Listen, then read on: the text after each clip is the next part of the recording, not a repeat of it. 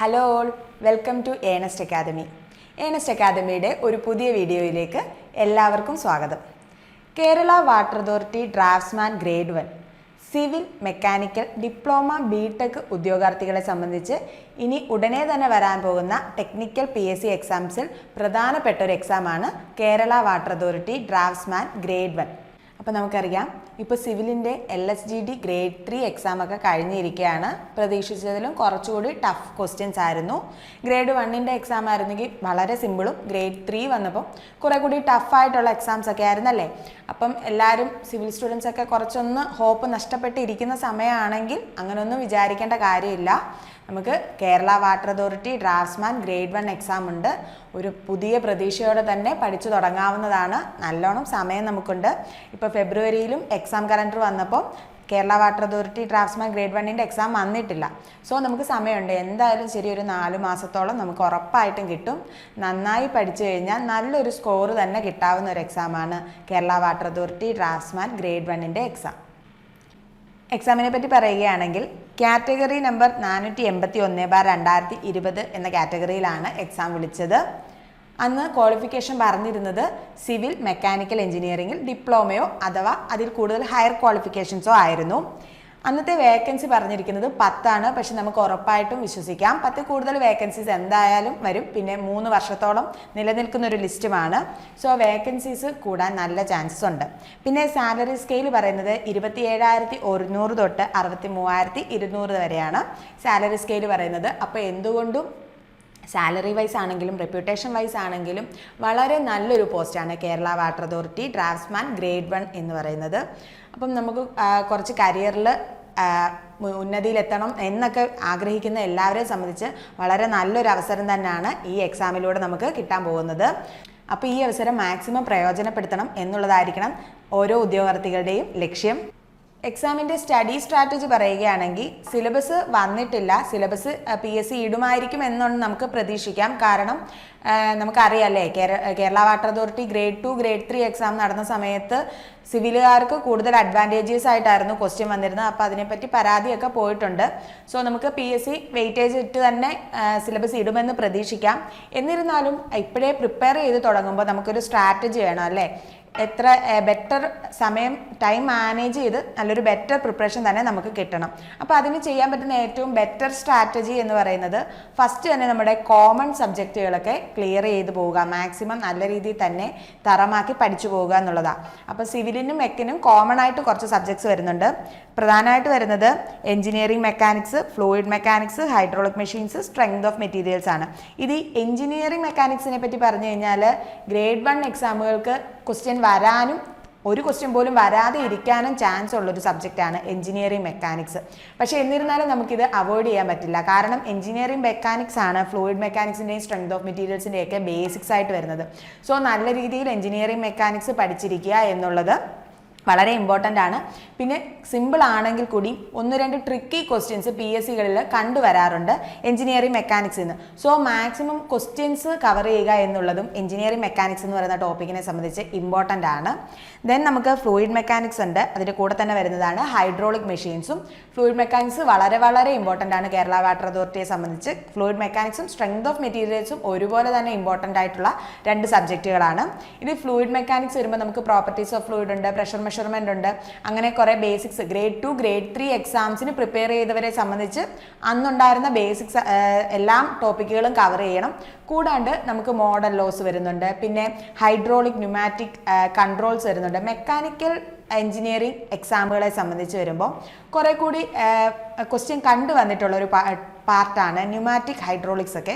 അപ്പം ഒരു common exam ആവുന്ന സ്ഥിതിക്ക് സിവിലുകാരും കുറച്ചുകൂടി ആ ടോപ്പിക്കുകളിലൂടെ ഒന്ന് കവർ ചെയ്യുന്നത് നല്ലതായിരിക്കും ഫ്ലൂയിഡ് മെക്കാനിക്സിനെ സംബന്ധിച്ച്. പിന്നീട് ഹൈഡ്രോളിക് മെഷീൻസും സ്ഥിരമായി ക്വസ്റ്റ്യൻ വരുന്നതാണ്. അപ്പം നമ്മളത് ഗ്രേഡ് 2 ഗ്രേഡ് 3ക്ക് പഠിച്ചിരുന്നു. പക്ഷേ ആ പ്രിപ്പറേഷനോടൊപ്പം തന്നെ കുറച്ചുകൂടി ഡീറ്റെയിൽഡ് ആയിട്ടുള്ള പ്രിപ്പറേഷൻ നമുക്ക് ഹൈഡ്രോളിക് മെഷീൻസിൻ്റെ ടോപ്പിക്കിൽ നമ്മുടെ ടർബൈൻസും പമ്പ്സും അതിൻ്റെ മോഡൽ ലോസ് വരുന്നുണ്ട്, സ്പെസിഫിക് സ്പീഡ് വരുന്നുണ്ട്, അങ്ങനെ കുറച്ച് ഇക്വേഷൻസ് ഒക്കെ വരുന്നുണ്ട്. അപ്പോൾ അതെല്ലാം തന്നെ കുറച്ചുകൂടി ഡീറ്റെയിൽ ആയിട്ട് പഠിക്കേണ്ടതായിട്ട് വരും.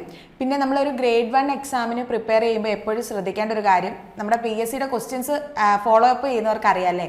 കാരണം ഗ്രേഡ് 1 ചിലപ്പോൾ ഗ്രേഡ് 3 ലെവലിലുള്ള ക്വസ്റ്റ്യൻസ് ആയിരിക്കും വരുന്നത്, ചിലപ്പോൾ ഗ്രേഡ് 2 ആയിരിക്കും, ചിലപ്പോൾ ക്വസ്റ്റ്യൻ കുറേ കൂടി ടഫ് ആക്കിക്കൊണ്ട് ഒരു AE ലെവൽ വരെയും ചോദ്യങ്ങൾ വരാൻ ചാൻസ് ഉണ്ട്. സോ നമ്മൾ ഈ ഗ്രേഡ് 3 ലെവൽ തൊട്ടുള്ള ടോപ്പിക്ക് കുറച്ച് ഡീറ്റെയിൽ ആയിട്ട് AE ടോപ്പിക്കുകൾ ഉൾപ്പെടെ കവർ ചെയ്താൽ മാത്രമേ നല്ലൊരു പ്രിപ്പറേഷൻ കംപ്ലീറ്റ് ചെയ്തു എന്ന് നമുക്ക് പറയാൻ ഒക്കത്തുള്ളൂ.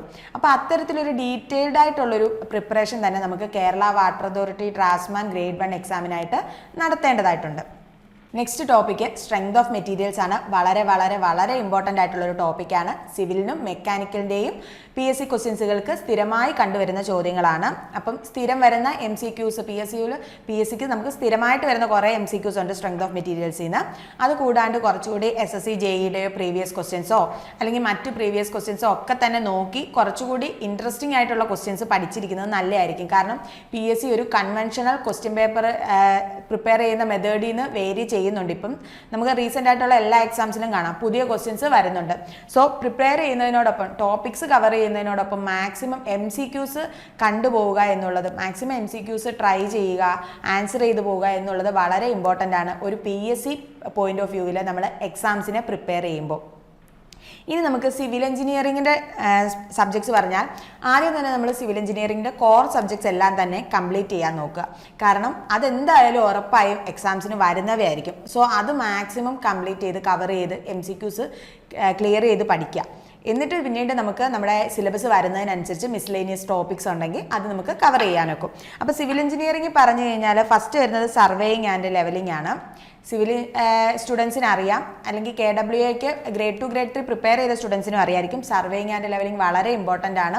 സിമ്പിൾ ടോപ്പിക്കുകളാണ് വരുന്നത്. നമുക്ക് ചെയിൻ സർവേ വരുന്നുണ്ട്, കോമ്പസ് സർവേ വരുന്നുണ്ട്, ടാക്യോമെട്രിക് സർവേ വരുന്നുണ്ട്, അങ്ങനെ കോണ്ടൂറിങ് വരുന്നുണ്ട്, ലെവലിംഗ് വരുന്നുണ്ട്. പിന്നെ കുറച്ച് അഡ്വാൻസ്ഡ് സർവേയിങ് മെഷീൻസിൻ്റെ കുറച്ച് കാര്യങ്ങളൂടെ നമുക്ക് സർവേയിങ്ങിൽ പഠിക്കാൻ വരും. പിന്നെ വരുന്നത് ബിൽഡിംഗ് മെറ്റീരിയൽസ് ആൻഡ് കൺസ്ട്രക്ഷൻ ആണ്. Kerala water authority grade 2 grade 3 എക്സാമിന് ക്വസ്റ്റ്യൻസ് കുറവായിരുന്നെങ്കിലും പൊതുവേ സിവിൽ എഞ്ചിനീയറിംഗിൻ്റെ എക്സാമുകൾക്ക് ഇഷ്ടം പോലെ ക്വസ്റ്റ്യൻസ് വരുന്ന ഒരു ടോപ്പിക്കാണ്. സോ നമുക്ക് ഒരിക്കലും അവോയ്ഡ് ചെയ്യാൻ പറ്റത്തില്ല. പക്ഷേ എന്നാൽ ഒത്തിരി വാസ്റ്റായിട്ട് തന്നെ നമുക്ക് കവർ ചെയ്യേണ്ടതായിട്ടും വരും. സോ അത് നമ്മൾ ആദ്യം തുടക്കം തൊട്ട് തന്നെ പഠിച്ചു പോകേണ്ട ഒരു ടോപ്പിക്കാണ്. പിന്നീട് വരുന്നത് വാട്ടർ റിസോഴ്സസ് ആൻഡ് ഇറിഗേഷൻ എഞ്ചിനീയറിങ്ങും ഹൈഡ്രോളജിയാണ്. ഇത് രണ്ടും KWയെ സംബന്ധിച്ച് ഇമ്പോർട്ടൻ്റ് ആയിട്ടുള്ള ടോപ്പിക്കുകളാണ്. നമുക്ക് 10 ക്വസ്റ്റ്യന് കൂടുതൽ തന്നെ ഉറപ്പായിട്ടും ഈ ടോപ്പിക്കുകളിൽ നിന്ന് പ്രതീക്ഷിക്കാവുന്നതാണ്. ദെൻ വരുന്നത് എസ്റ്റിമേഷൻ ആൻഡ് വാല്യുവേഷൻ ആണ്. Estimation and valuation civil students prepare ചെയ്യുന്നവരെ സംബന്ധിച്ച് കുറേയൊക്കെ അപ്ഡേറ്റഡ് ആയിരിക്കും. മെക്കാനിക്കൽ എഞ്ചിനീയറിംഗ് സ്റ്റുഡൻസിനെ സംബന്ധിച്ച് ഇപ്പോഴേ തന്നെ പഠിച്ചു തുടങ്ങേണ്ട ഒരു ടോപ്പിക്കാണ്. കാരണം നമുക്ക് ഒത്തിരി കാണാപ്പാടം പഠിച്ച് തന്നെ എടുക്കേണ്ട കുറേ അധികം വാല്യൂസ് വരുന്നുണ്ട്. പിന്നെ അതുപോലെ തന്നെ നമുക്ക് അപ്ഡേറ്റഡ് ആയിട്ടുള്ള വാല്യൂസും വേണ്ടി വരുന്നുണ്ട്. സോ എസ്റ്റിമേഷൻ ആൻഡ് വാല്യുവേഷൻ ഇപ്പോൾ തന്നെ ഇമ്പോർട്ടൻസ് കൊടുത്ത് പഠിച്ചു പോകേണ്ട ഒരു സബ്ജക്റ്റ് ആണ്. പിന്നെ നമുക്ക് വരുന്നത് concrete technology, RCC, steel structures ഒക്കെ വരുന്നുണ്ട്. ഇതൊക്കെ തന്നെ കവർ ചെയ്യേണ്ട സിവിൽ എഞ്ചിനീയറിംഗിൽ നമുക്ക് കവർ ചെയ്യേണ്ട ടോപ്പിക്കുകളാണ്. ഇനി മെക്കാനിക്കൽ എഞ്ചിനീയറിംഗിൽ പറയുകയാണെങ്കിൽ നമുക്ക് machine design and power transmission വരുന്നുണ്ട്. അപ്പോൾ അതിൽ നമ്മൾ ഗ്രേഡ് 2 ഗ്രേഡ് 3 ലെവൽ ഓവർസിയറിലൊക്കെ പഠിക്കുന്ന മെഷീൻ എലമെൻറ്റ്സ് ഒക്കെ വരുന്നുണ്ട്. കൂടാണ്ട് പവർ ട്രാൻസ്മിഷനിൽ നമുക്ക് ബെൽറ്റ് ഡ്രൈവ്, ഗിയർ ഡ്രൈവ് വരുന്നുണ്ട്. പിന്നെ ക്യാം ആൻഡ് ഫോളോവേഴ്സ് വരുന്നുണ്ട്. അങ്ങനെ കുറേ അധികം ടോപ്പിക്സ് നമുക്ക് ആ മെഷീൻ ഡിസൈനിൽ കവർ ചെയ്യേണ്ടതായിട്ട് വരും. കുറച്ച് വാല്യൂസും ഇക്വേഷൻസും ഒക്കെ നമുക്ക് ഈ ടോപ്പിക്കിൽ കവർ ചെയ്യേണ്ടതായിട്ട് വരും. പിന്നെ വരുന്നത് മെഷീൻ ടൂൾസ് ആൻഡ് മെറ്റലർജിയാണ്. മെഷീൻ ടൂൾസിൽ നമുക്ക് സിംഗിൾ പോയിന്റ് കട്ടിംഗ് ടൂൾ, അതിൻ്റെ ടെർമിനോളജി, അങ്ങനെ ഗ്രേഡ് 2 ഗ്രേഡ് 3 ലെവലിൽ പഠിക്കേണ്ട കുറച്ച് കാര്യങ്ങളുണ്ട്. അത് കൂടാണ്ട് പിന്നെ നമുക്ക് അറിയാം നമ്മുടെ ലേത്ത് മെഷീൻ ഉണ്ട്, ഡ്രില്ലിങ്, മില്ലിങ്, പല ടൈപ്പ് മെഷീനുകളുണ്ട്, ഗ്രൈൻഡിങ് വരുന്നുണ്ട്. പിന്നെ മെറ്റലർജിയിലാണെങ്കിൽ മെറ്റൽസ് ആൻഡ് അലോയ്സ് വരുന്നുണ്ട്, അവയുടെ കോമ്പോസിഷൻ പഠിക്കണം. പിന്നെ നമ്മുടെ പ്രൊഡക്ഷൻ മെത്തേഡുകളുണ്ടല്ലേ, കാസ്റ്റിംഗ് ഉണ്ട്, വെൽഡിംഗ് ഉണ്ട്, അതുപോലുള്ള ഡിഫറെൻ്റ് ആയിട്ടുള്ള പ്രൊഡക്ഷൻ മെത്തേഡുകളുണ്ട്. അപ്പോൾ അവയെല്ലാം നന്നായിട്ട് തന്നെ കവർ ചെയ്യേണ്ടതായിട്ട് വരും നമുക്ക്. പിന്നെ തെർമൽ എഞ്ചിനീയറിംഗ് ആണ് നെക്സ്റ്റ് ടോപ്പിക്ക് വരുന്നത്. ഇതിൽ നമുക്ക് ബേസിക് തെർമോഡൈനാമിക്സിൽ സ്റ്റാർട്ട് ചെയ്യണം. പിന്നെ നമുക്ക് ഹീറ്റ് ട്രാൻസ്ഫർ വരുന്നുണ്ട്, എയർ സ്റ്റാൻഡേർഡ് സൈക്കിളുകൾ വരുന്നുണ്ട്, RAC വരുന്നുണ്ട്, റെഫ്രിജറേഷൻ ആൻഡ് എയർ കണ്ടീഷനിങ്ങും സൈക്കോമെട്രി, അതിൻ്റെയും ബേസിക്സ് പഠിച്ചിരിക്കുന്നത് നല്ലതായിരിക്കും. കുറച്ച് ഡീറ്റെയിൽ ആയിട്ട് പ്രിപ്പയർ ചെയ്യുന്നത് ഒരിക്കലും നമുക്ക് KW സംബന്ധിച്ച് വേസ്റ്റ് ആകത്തില്ല. കാരണം നമുക്ക് നെക്സ്റ്റ് വരാൻ പോകുന്നത് KWയുടെ AE എക്സാമിനേഷൻ ആണ്. അപ്പോൾ AEക്ക് ഇപ്പോൾ തന്നെ പ്രിപ്പയർ ചെയ്ത് പോകുമ്പോൾ നമുക്കത് AE എക്സാമിന് പ്രിപ്പയർ ചെയ്യാൻ ഒരു അഡ്വാൻറ്റേജസും ആയിരിക്കും. അതുപോലെ തന്നെ AEയുടെ പ്രിപ്പറേഷനിലേക്ക് ചെല്ലുന്ന സമയത്ത് നമുക്ക് കുറേ കൂടെ സിമ്പിൾ ആയിരിക്കും. കുറച്ചുകൂടെ അഡ്വാൻസ്ഡ് ആയിട്ടുള്ള കാര്യങ്ങൾ മാത്രം ആ ടൈമിൽ നമുക്ക് കവർ ചെയ്താൽ മതിയായിരിക്കും. പിന്നെ അവിടെ വരുമ്പോൾ നമുക്ക് കെമിക്കൽ എഞ്ചിനീയറിംഗ് എക്സ്ട്രാ പഠിക്കേണ്ടതായിട്ടും വരും. സോ ഇപ്പം ഈ നമ്മുടെ ഗ്രേഡ് 1-നായിട്ട് ഉള്ള ഒരു പ്രിപ്പറേഷൻ ഇപ്പോഴേ നല്ല രീതിയിൽ തുടങ്ങിയാൽ തീർച്ചയായും നിങ്ങൾക്ക് 2 എക്സാമുകൾക്കായിരിക്കും അത് അഡ്വാൻറ്റേജസ് ആയിട്ട് വരാൻ പോകുന്നത്. ഏണസ്റ്റ് അക്കാദമി നിങ്ങൾക്കായിട്ട് ഒരു ഇൻറ്റൻസീവ് ഓൺലൈൻ കോച്ചിങ് തുടങ്ങിയിട്ടുണ്ട്. അപ്പോൾ ഇത് ഓൾറെഡി ക്ലാസ് സ്റ്റാർട്ട് ചെയ്തിട്ടുണ്ട്. ലൈവ് പ്ലസ് റെക്കോർഡഡ് ക്ലാസ്സസ് ആണ് നമ്മൾ പ്രൊവൈഡ് ചെയ്യുന്നത്. മൺഡേ ടു ഫ്രൈഡേ ആയിരിക്കും ക്ലാസ്സസ് പ്രൊവൈഡ് ചെയ്യുന്നത്. അത് നമുക്ക് ലൈവ് ക്ലാസ്സസ് കയറാം. ലൈവ് ക്ലാസ്സസിലാവുമ്പോൾ നിങ്ങൾക്ക് ഡയറക്റ്റ് ഫാക്കൽറ്റീസുമായിട്ട് ഇൻ്ററാക്ട് ചെയ്യാനും ഡൗട്ട് ക്ലിയർ ചെയ്യാനും ഒക്കെ പറ്റും. കൂടാണ്ട് നിങ്ങളുടെ സമയമില്ലാത്തവരെ സംബന്ധിച്ച് റെക്കോർഡഡ് ക്ലാസ്സുകൾ നമുക്ക് എപ്പോഴും അവൈലബിൾ ആയിരിക്കും ആപ്പിൽ. പിന്നെ ഓരോ ക്ലാസ്സസിനും കറസ്പോണ്ടിങ് ആയിട്ട് ഒരു ക്ലാസ് ടെസ്റ്റ് പോലെ നടത്തുന്നുണ്ട്. പിന്നെ ടോപ്പിക്സ് ക്ലിയർ ചെയ്യുന്നതിനനുസരിച്ച് നമ്മൾ ടോപ്പിക് ടെസ്റ്റുകൾ, മോഡൽ ടെസ്റ്റുകൾ ഒക്കെ തന്നെ നമ്മൾ പ്രൊവൈഡ് ചെയ്യുന്നുണ്ട്. കൂടാണ്ട് ഒരു പേഴ്സണൽ മെൻറ്റർഷിപ്പ് നിങ്ങൾക്ക് എല്ലാവർക്കും പ്രൊവൈഡ് ചെയ്യുന്നുണ്ട്. ദെൻ ഡൗട്ട് ക്ലിയറിംഗ് സെഷൻസ് വരുന്നുണ്ട്. ഡൗട്ട് ക്ലിയറിംഗ് സെഷൻസ് കൂടാണ്ട് തന്നെ നമ്മൾ MCQസിന് മാത്രമായിട്ട് ഓരോ ടോപ്പിക്ക് കവർ ചെയ്യുമ്പോഴും മാക്സിമം MCQസ് നിങ്ങളിലേക്ക് എത്തിക്കുന്നതിനായിട്ട് ഒരു MCQ ക്ലാസ്സസ് ആയിട്ട് തന്നെ നമ്മൾ പ്രൊവൈഡ് ചെയ്യുന്നതായിരിക്കും. അപ്പം എങ്ങനെയും മാക്സിമം കണ്ടന്റ് ക്ലിയർ ചെയ്യുന്നതിനോടൊപ്പം തന്നെ നിങ്ങളിലേക്ക് മാക്സിമം MCQs എത്തിക്കുക, മാക്സിമം ക്വസ്റ്റ്യൻസ് നിങ്ങൾ കണ്ട് അത്ര നല്ല ബെറ്റർ പ്രിപ്പറേഷനോടുകൂടി തന്നെ എക്സാമിനെ സമീപിക്കാൻ നിങ്ങളെ ഹെൽപ്പ് ചെയ്യുന്ന രീതിയിലാണ് ഞങ്ങൾ ഈ കോഴ്സസ് ഡിസൈൻ ചെയ്തിരിക്കുന്നത്. ഓൾറെഡി പ്രിപ്പറേഷൻ ഒന്നും തുടങ്ങാത്ത ഒരാൾക്ക് പോലും മനസ്സിലാവുന്ന രീതിയിൽ ബേസിക് ലെവൽ തൊട്ട് കൺസെപ്റ്റ് ക്ലിയർ ആക്കി തന്നെയുള്ള ക്ലാസ്സസ് ആണ് നമ്മൾ പ്രൊവൈഡ് ചെയ്യുന്നത്. ഇനി നമുക്ക് പ്രതീക്ഷിക്കാവുന്ന ഏറ്റവും റീസെൻ്റ്ലി പ്രതീക്ഷിക്കാവുന്ന ഒരു ഇമ്പോർട്ടൻ്റ് ആയിട്ടുള്ളൊരു എക്സാം തന്നെയാണ് KWA ഡ്രാഫ്റ്റ്സ്മാൻ ഗ്രേഡ് 1. സോ ഇപ്പോൾ എടുക്കുന്ന ഈ പ്രിപ്പറേഷൻ ഒരിക്കലും വേസ്റ്റ് ആയി പോകില്ല. പിന്നെ ഇപ്പോൾ നമ്മൾ KWA ഡ്രാഫ്റ്റ്സ്മാൻ ഗ്രേഡ് 1-ന് പ്രിപ്പയർ ചെയ്ത് തുടങ്ങുക എന്ന് പറയുന്നത് നമുക്ക് എടുക്കാവുന്ന ഏറ്റവും നല്ലൊരു സ്മാർട്ട് ചോയ്സ് കൂടിയാണ്. അപ്പം നമ്മുടെ എക്സാം ആയാലും വേക്കൻസി ആയാലും ഇനി വരാൻ പോകുന്ന AE എക്സാമിനെ സംബന്ധിച്ചായാലും ഒക്കെ വളരെ സ്മാർട്ടായിട്ടുള്ളൊരു ചോയ്സാണ് നമ്മൾ KWA ഡ്രാഫ്റ്റ്സ്മാൻ ഗ്രേഡ് 1 പ്രിപ്പയർ ചെയ്ത് തുടങ്ങുക എന്ന് പറയുന്നത്.